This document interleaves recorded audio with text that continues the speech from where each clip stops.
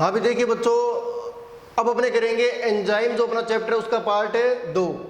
देखिए जो पार्ट 2 है वो हमने अपलोड कर दिया था, ठीक है, लेकिन उसमें कुछ टेक्निकल प्रॉब्लम आ गई, जो कैमरे का जो फोकस है उसमें थोड़ी गड़बड़ आ गई थी, ठीक। तो आपने देखा होगा कभी कैमरा फोकस ले रहा है, कभी फोकस छोड़ रहा है, जिसके कारण आपको जो वर्ड्स है, जो बोर्ड पर जो शब्द लिखे हैं वो क्लियर दिखाई नहीं दे रहे हैं। तो इसलिए हम पार्ट 2 दोबारा बना रहे हैं और इसको अपलोड कर दिया जाएगा, और जो पार्ट ऑलरेडी अपलोड किया जा चुका है उसको डिलीट कर दिया जाएगा।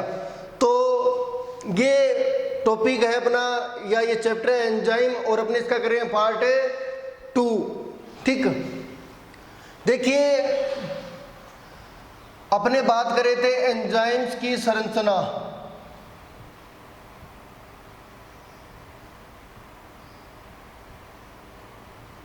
एंजाइम्स की संरचना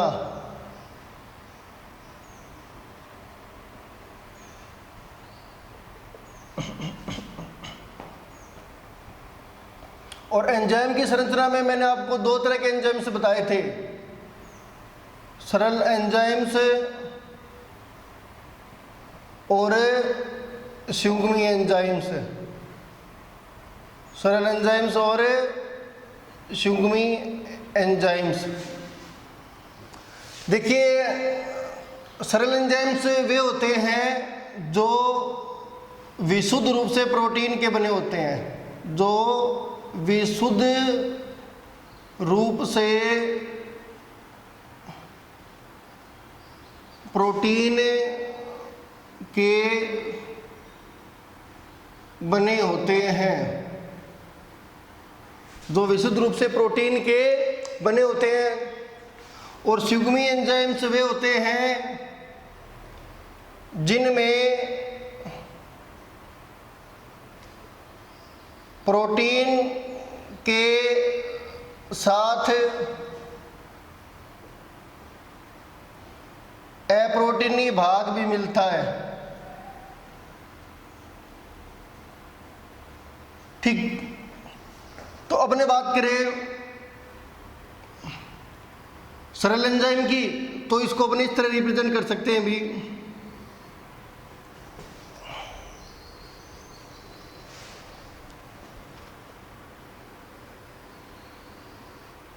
जिस प्रकार ये एक सरल एंजाइम है जो केवल किसका बना है, प्रोटीन का, ठीक। और सरल एंजाइम्स के मैंने आपको एग्जांपल भी बताए थे, जैसे कि यूरिएज, अमाइलेज, ट्रिप्सिन, पेप्सिन। ये जो यूरिएज है ये यूरिया का जल अपघटन करता है भी, यूरिया का जल अपघटन, ठीक। यूरिएज यूरिया का जल अपघटन करता है। एमाइलेज, ट्रिप्सिन, पेप्सिन ये पाचन तंत्र से संबंधित है, पाचन या पाचन तंत्र से संबंधित है, ठीक। अब बात करते हैं सुगमी एंजाइम की।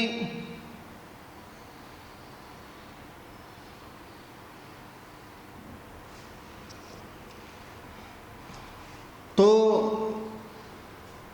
ये जो आप पार्ट देख रहे हो, जो मैंने सर्कुलर बनाया है, ये है प्रोटीनी भाग। जो सुगमी एंजाइम है ना उसका प्रोटीनी भाग, और यहाँ पर जो आयताकार जो स्ट्रक्चर बनाई है ये मान लीजिए ये क्या है, अप्रोटीनी भाग, ठीक। और इसको अपने कहते हैं सुगमी एंजाइम,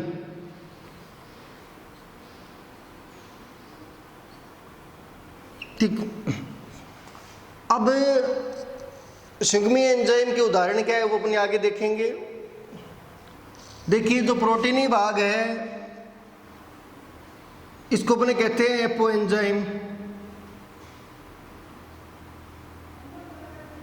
और अप्रोटीनी भाग को कहते हैं सह कारक यानी को फैक्टर। अब देखिए जो अप्रोटीनी भाग है ये एंजाइम की क्रियाशीलता के लिए आवश्यक है भी, ठीक। मान लीजिए अपने इन दोनों को अलग कर दें, प्रोटीनी भाग और अप्रोटीनी भाग को अलग कर दें, तो कोई भी भाग, ठीक, अभिक्रिया को उत्प्रेरित नहीं कर सकता। अभिक्रिया तभी उत्प्रेरित होगी जब ये दोनों आपस में कनेक्ट हो, यानी प्रोटीनी भाग के साथ क्या जुड़ा हो, अप्रोटीनी भाग। न तो अकेला ये अभिक्रिया को उत्प्रेरित करने में सक्षम है, न अकेला ये दोनों मिलकर क्या बनाते हैं, सुगमी एंजाइम, ठीक। यानी ये जो अप्रोटीनी भाग है वो एंजाइमी क्रिया के लिए आवश्यक है। और अपने अप्रोटीनी भाग को क्या कहते हैं, सहकारक या को फैक्टर। तो इस तरीके से अपनों ने स्ट्रक्चर की बात कर ली। सरल एंजाइम यानी जो विशुद्ध रूप से प्रोटीन के बने होते हैं, सुगमी एंजाइम जिनमें प्रोटीन के साथ अप्रोटीनी भाग भी मिलता है, ठीक। एक टर्म हो रही थी राइबोजाइम। देखिए अधिकांश एंजाइम्स किसके बने होते हैं, अधिकांश एंजाइम्स प्रोटीन के बने होते हैं, ठीक। अधिकांश एंजाइम्स किसके बने होते हैं, प्रोटीन के बने होते हैं। लेकिन कुछ एंजाइम्स ऐसे भी हैं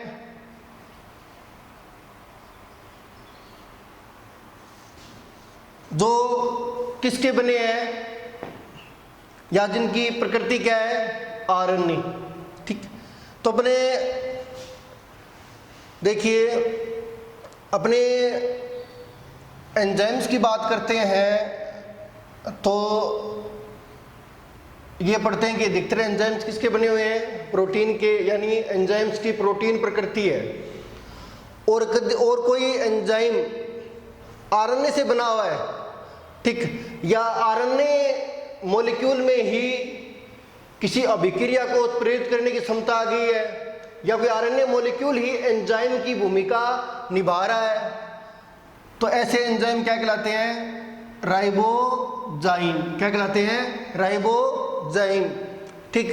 यानी जब आरएनए अणु ही एंजाइम की भूमिका निभाए, आरएनए अणु किसी अभिक्रिया को उत्प्रेरित करने में सक्षम हो जाए, तब उसे अपने कहते हैं राइबोजाइम, ठीक। यानी राइबोजाइम मतलब ऐसे एंजाइम्स जो किसके बने हुए हैं, आरएनए के। तो ये कुछ हो गया। अब एग्जांपल भी बताए थे मैंने आपको राइबोजाइम के, जैसे पेप्टिडिल ट्रांसफरेज है,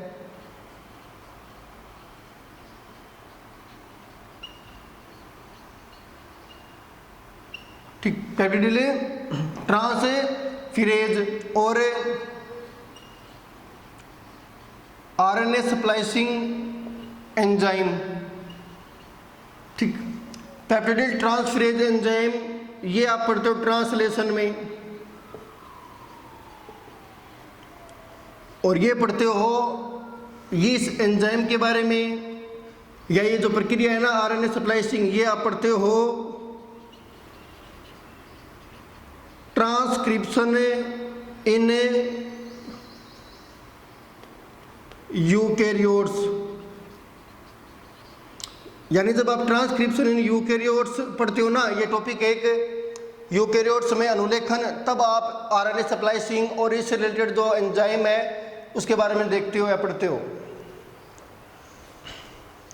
तो ये एंजाइम की अपनी स्ट्रक्चर होगी। अब देखिए जो है प्रोटीनी भाग है यानी सहकारक है, ये तीन प्रकार के भी। पहला है प्रोस्थेटिक समूह है, प्रोस्थेटिक समूह है। दूसरा है सह एंजाइम, और तीसरा है धातु आयन या सक्रियक, धातु आयन या सक्रियक, ठीक। तो अपने सहकारक कितने हो गए, तीन हो गए, यानी अप्रोटीनी भाग जिसको अपने सहकारक भी कहते हैं, और ये अप्रोटीनी भाग या सहकारक तीन प्रकार के होते हैं, प्रोस्थेटिक समूह, सह एंजाइम और धातु आयन या सक्रियक। तो सबसे पहले अपने बात करेंगे प्रोस्थेटिक समूह की।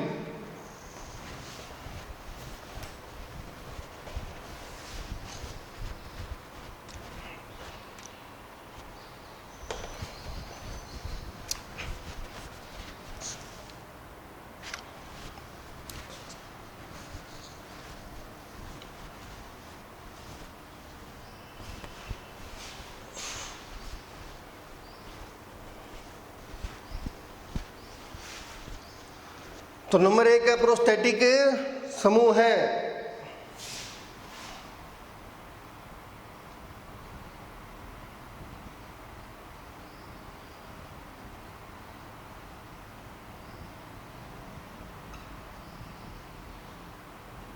Prosthetic group.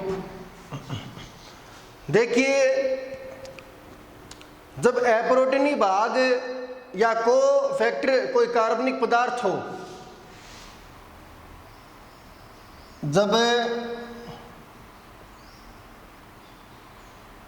एप्रोटीनी भाग कोई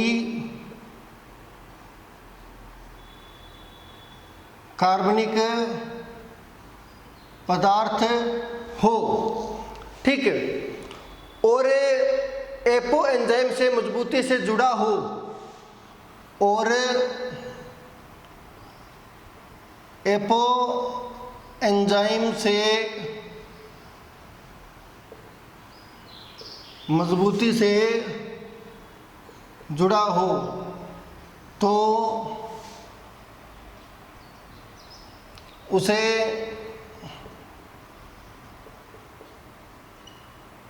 प्रोस्थेटिक समूह कहते हैं, ठीक। अब देखिए, इसको अपने डायग्राम से भी देखते हैं एक बार।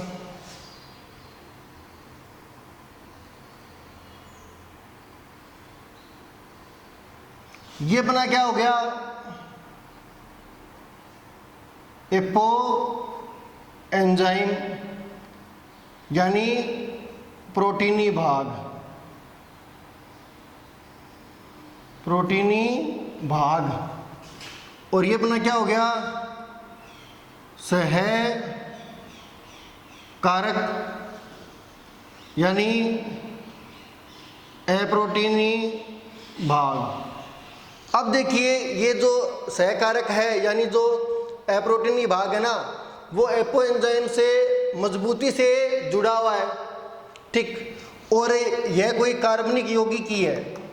अप्रोटीनी भाग या जो सहकारक है ना, वो कोई कार्बनिक यौगिक ही है, कार्बनिक कंपाउंड है, और एपो एंजाइम से ये मजबूती से जुड़ा हुआ है। यानी यहाँ पर एपो एंजाइम और जो अपना सहकारक है उनको अपने आसानी से अलग नहीं कर सकते। तब इस सहकारक को अपने क्या कहेंगे भी, प्रोस्थेटिक समूह है। यानी अप्रोटीनी भाग या सहकारक एपो एंजाइम से मजबूती से जुड़ा हुआ हो और ये आसानी से अलग अपने नहीं कर सकते, तब सहकारक को अपने क्या कहते हैं, प्रोस्थेटिक समूह है। और ये जो सहकारक है या जो अप्रोटीनी भाग है, ठीक, कार्बनिक पदार्थ ही होता है, ठीक। सहकारक के जो अप्रोटीनी भाग है वो कार्बनिक पदार्थ ही होता है। तो यहाँ पर दो बातें आपको ध्यान रखनी है। जब सहकारक या अप्रोटीनी भाग कोई कार्बनिक पदार्थ हो और एपो एंजाइम से मजबूती से जुड़ा हुआ हो, तो उसे कहते हैं प्रोस्थेटिक समूह है। अब एग्जाम्पल भी है इसका। देखिए, जो कैटेलेज एंजाइम है, कैटेलेज एंजाइम है और इसमें हिम प्रोस्थेटिक समूह के रूप में मिलता है भी, हिम, ठीक, जिसमें क्या उपस्थित होता है, आयरन। जैसे आप हेमोग्लोबिन भी पढ़ते हो, उसमें भी हिम होता है। और ये कैटेलेज एंजाइम किस में मिलता है भी, प्रोक्सीसोम में, ठीक।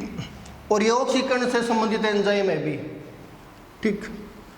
अगर अपने एक एग्जांपल और देखें तो है फ्लेवोप्रोटीन्स।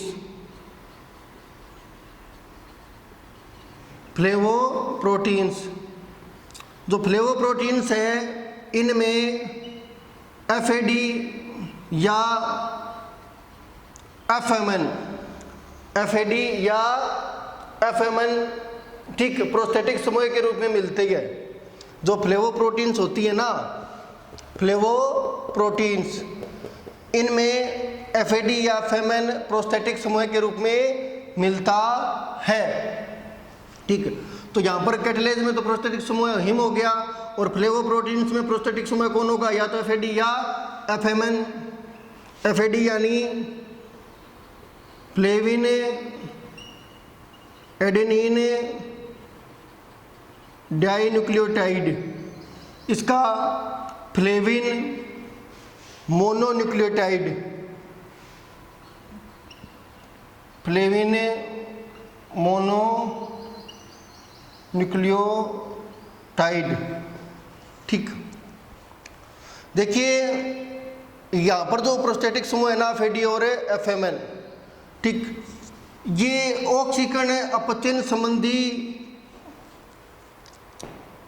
अभिक्रियाएं जो होती है उनमें भाग लेते हैं। यानी यहाँ पर जो प्रोस्थेटिक समूह है ना, इनका काम क्या है, ऑक्सीकरण अपचयन संबंधी जो अभिक्रियाएं होती है, ठीक, उनको कंप्लीट करना। जैसे कि इलेक्ट्रॉन्स या प्रोटॉन वगैरह, इनका स्थानांतरण होता है एक से दूसरे पर, तो ये इनका काम है भी, एफएडी या एफएमएन। ठीक। यानी आप कह सकते हो कि ये ऑक्सीकरण अपचयन से संबंधित है। ठीक। या इलेक्ट्रॉन या जो प्रोटॉन है उनके स्थानांतरण से संबंधित। और ये फ्लेवोप्रोटीन्स जो होती है, ठीक, जैसे नाम से पता चल रहा है कि ये ऐसी प्रोटीन्स है जिनमें क्या मिलता है, फ्लेविन। ठीक। यानी कोई प्रोटीन है जिसमें साथ में क्या है, फ्लेविन है, तो उनको कहते हैं फ्लेवोप्रोटीन्स। फ्लेवोप्रोटीन्स। और ये फ्लेविन जो है ना, ये कार्बनिक कंपाउंड है भी, कार्बनिक यौगिक है। और फ्लेवोप्रोटीन्स के बारे में आप पढ़ते हो ईटीएस में, इलेक्ट्रॉन ट्रांसफर सिस्टम। और ईटीएस आप पढ़ते हो रेस्पिरेशन में। यानी एक टॉपिक आएगा श्वसन में एक चरण आता है ईटीएस। और ईटीएस जब आप पढ़ते हो तो वहाँ पर फ्लेवोप्रोटीन्स आती है। यानी फ्लेवोप्रोटीन्स जो इलेक्ट्रॉन्स है उनके प्रवाह है या उनके स्थानांतरण से संबंधित है। ठीक। तो इस प्रकार से अगला अपना है सह एंजाइम, को एंजाइम।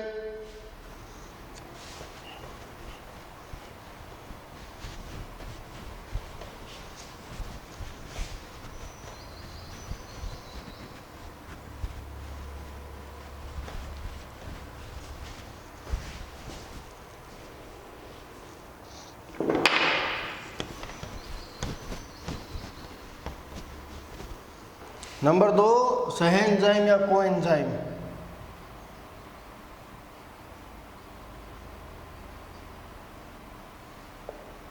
देखिए जब अप्रोटीनी भाग या सहकारक कार्बनिक पदार्थ ही हो, ठीक है, अकार्बनिक भाग या सहकारक क्या हो, कार्बनिक पदार्थ ही हो। जब अकार्बनिक भाग या सहकारक कार्बनिक पदार्थ ही हो और इसका एपो एंजाइम से संबंध, एपो एंजाइम से संबंध अस्थायी हो, अस्थायी हो, ठीक। यानी जब जरूरत पड़े तो इसको दोबारा देखिए, यहाँ पर ये गलत हो गया, दोबारा देखिए सह एंजाइम, यहाँ पर अप्रोटीनी भाग आएगा भी, ये गलती से लिखा गया अप्रोटीनी भाग। सह एंजाइम का मतलब क्या हो गया कि जब अप्रोटीनी भाग यानी सह कारक कार्बनिक पदार्थ ही हो और इसका एपो एंजाइम से संबंध अस्थायी हो, यानी जब जरूरत पड़ेगी तो जो अप्रोटीनी भाग या सहकारक है ना वो एपो एंजाइम से जुड़ जाएगा, और जब जरूरत नहीं है या किसी अभिक्रिया को उत्प्रेरित नहीं करना है, ठीक है, तो वो अलग हो जाएंगे, ठीक। यानी जरूरत पड़ने पर तो अप्रोटीनी भाग या सहकारक जुड़ेगा एपो एंजाइम से, वरना अलग अलग होंगे। जैसे अपने देखें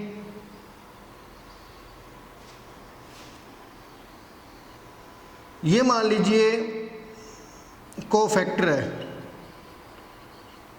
सहकारक है, एप्रोटीनिक भाग है, और ये कोई कार्बनिक पदार्थ ही है, कार्बनिक पदार्थ है। ये अपना एपोएंजाइम हो गया मान लीजिए। कोई रिएक्शन नहीं हो रही है, ठीक, इनका कोई भी काम नहीं है, तो ये दोनों क्या है, अलग अलग है। ठीक, जैसे ही किसी अभिक्रिया को प्रेरित करना होगा, जब इनकी जरूरत होगी, तो ये जो कोफैक्टर है, ये जो कार्बनिक पदार्थ है, ठीक, ये यहाँ पर जुड़ जाएगा। ठीक, अब देखिए कि जब जरूरत होती है तब ये जुड़ जाता है, वरना जो अपना कोफैक्टर है ये एपोएंजाइम से क्या रहता है, अलग रहता है। यानी यहाँ पर जो कार्बनिक, ये जो एप्रोटीनिक भाग है, जो सहकारक है ना, ठीक, कार्बनिक पदार्थ तो है ही, और इसका एपोएंजाइम से संबंध क्या है, अस्थायी है। जब जरूरत होगी तब अपना एप्रोटीनिक भाग या सहकारक एपोएंजाइम से जुड़ जाएगा, वरना अलग रहेगा। तो इस प्रकार का जो सहकारक या जो एप्रोटीनिक भाग है उसको अपने क्या कहते हैं, सह एंजाइम। ठीक, तो ये क्या हो गया अपना सह एंजाइम। यानी ये जो सहकारक है, ये कौन सा सहकारक है या किस प्रकार का है, सह एंजाइम। ठीक, यानी कार्बनिक पदार्थ और इसका एपोएंजाइम से संबंध अस्थायी हो। अब देखिए उदाहरण है,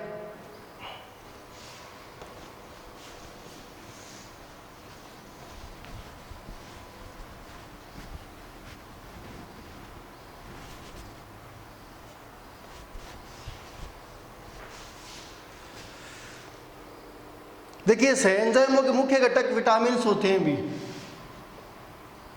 एक बात और, सहएंजाइमों के मुख्य घटक विटामिन होते हैं, विटामिन होते हैं। यानी जो अपने विटामिन खाते हैं ना, तो ज़्यादातर विटामिन सहएंजाइमों के निर्माण में भाग लेते हैं। ठीक, और सहएंजाइम, ठीक, एपोएंजाइम से जुड़कर किसी जैव रासायनिक अभिक्रिया को उत्प्रेरित करता है। तो सिंपल सी बात है कि अगर अपने शरीर में विटामिन की कमी हो जाएगी तो उनसे रिलेटेड सहएंजाइमों का निर्माण नहीं होगा। सहएंजाइमों का निर्माण नहीं होगा तो आपको पता है अकेला एपोएंजाइम कुछ नहीं कर सकता। ठीक, तो जो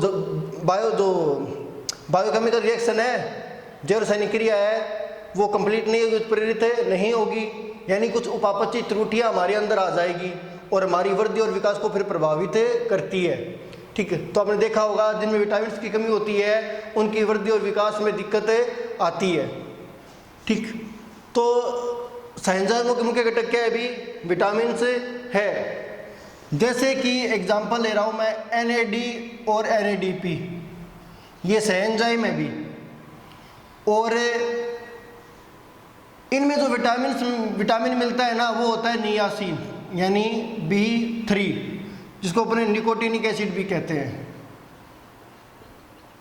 ठीक, तो NAD NADP, NAD का मतलब निकोटेनिमाइड,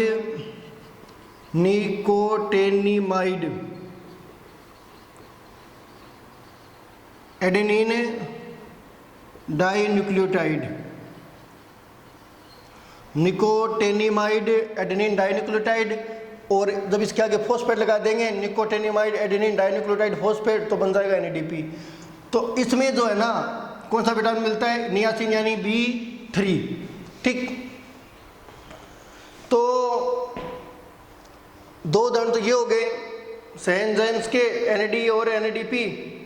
अब NADP जो है ना ये आप पढ़ते हो फोटोसिंथेसिस में, NADP फोटोसिंथेसिस में, और ये आप पढ़ते हो रेस्पिरेशन में।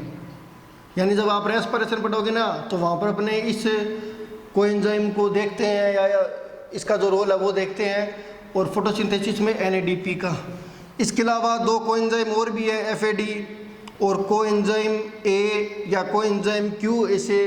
ठीक, जैसे दो लिख रहा हूँ मैं, वैसे कोएंजाइम Q भी होता है, लेकिन अपने यहाँ पर दो एग्जाम्पल और ले रहे हैं, FAD फ्लेविन एडेनिन डाइन्यूक्लियोटाइड और कोएंजाइम A। ठीक, ये भी कोएंजाइम ही है। और ये किससे संबंधित है? अभी श्वसन जो प्रक्रिया होती है ना अपनी, उससे संबंधित है। अब अगला है अपना सक्रियक।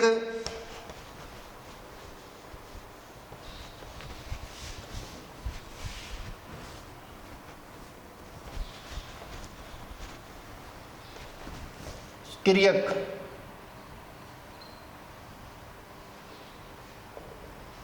देखिए, जब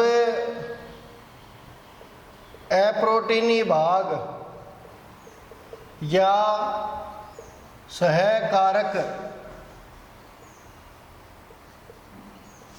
कार्बनिक यौगिक ना होकर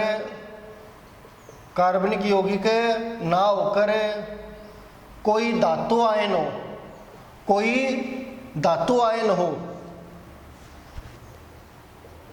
कोई धातु आयन हो, तो उसे कहते हैं अपने सक्रियक। यानी जब अप्रोटीनी भाग है जो सहकारक है ना, वो कोई कार्बनिक यौगिक या कार्बनिक पदार्थ ना पर कोई धातु आयन हो, तो उसे कहते हैं अपने सक्रियक। ठीक, जैसे कि जो कार्बोक्सी पेप्टिडेज एंजाइम है, जो कार्बोक्सी पेप्टिडेज एंजाइम है, इसमें जिंक, जड़न जिंक सक्रिय के रूप में मिलता है भी। जैसे कि ये मान लीजिए अपना कार्बोक्सी पेप्टिडेज एंजाइम हो गया। ठीक, अब ये अपना कार्बोक्सी पेप्टिडेज एंजाइम है, जिसमें ये तो हो गया एपो एंजाइम, और ये अपना क्या है? को फैक्टर यानी सहकारक। और आप देख रहे हो कि ये जो सहकारक है ये कोई कार्बनिक पदार्थ नहीं है, ये कोई धातु आयन है जैसे कि जिंक है, तो इसको अपने कहेंगे सक्रियक। यानी यहाँ पर Zn जो है ना जिंक, वो सक्रियक की भूमिका निभा रहा है।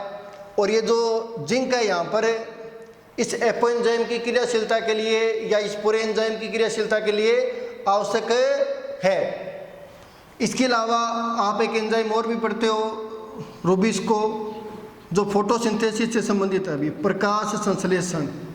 रूबिस्को राइबोलोज बिसफॉस्फेट कार्बोक्सिलेज ऑक्सीजनेज, इसका पूरा नाम है। ठीक, राइबोलोज बिसफॉस्फेट कार्बोक्सिलेज ऑक्सीजनेज। और इसमें सक्रिय के रूप में क्या मिलता है अभी? मैग्नीशियम। इसी प्रकार अनेक एंजाइम्स ऐसे हैं जिनमें आयरन भी सक्रिय के रूप में मिलता है, तो इनकी भी एक लिस्ट है। ठीक है, कि कौन कौन से धातु आयन किस एंजाइम में सक्रिय के रूप में मिलते हैं, वो लिस्ट अपने देखेंगे जब अपने पढ़ेंगे खनिज पोषण। 2-3 एग्जाम्पल मैंने आपको बता दिए हैं। ठीक, जैसे रूबिस्को जो एंजाइम है उसमें सक्रियक मैग्नीशियम है, कार्बोक्सी पेप्टिडेज में सक्रियक जिंक है। इसी प्रकार एक एंजाइम और है PP कार्बोक्सिलेज, यह भी फोटोसिंथेसिस से संबंधित है। भी इसमें भी जो सक्रिय की भूमिका वो कौन निभा रहा है? मैग्नीशियम। ठीक, इसी प्रकार जो नाइट्रोजन रिडक्टेज एक एंजाइम होता है, या जिसे अपने नाइट्रोजनेज भी कहते हैं, उसमें मोलिब्डेनम, नाइट्रोजनेज एक एंजाइम है नाइट्रोजन रिडक्शन से संबंधित। ठीक, नाइट्रोजनेज, इसमें सक्रिय की भूमिका कौन निभा रहा है? मोलिब्डेनम। तो इस क्लास में इतना ही। ठीक, अगली क्लास में अपने देखेंगे बाकी।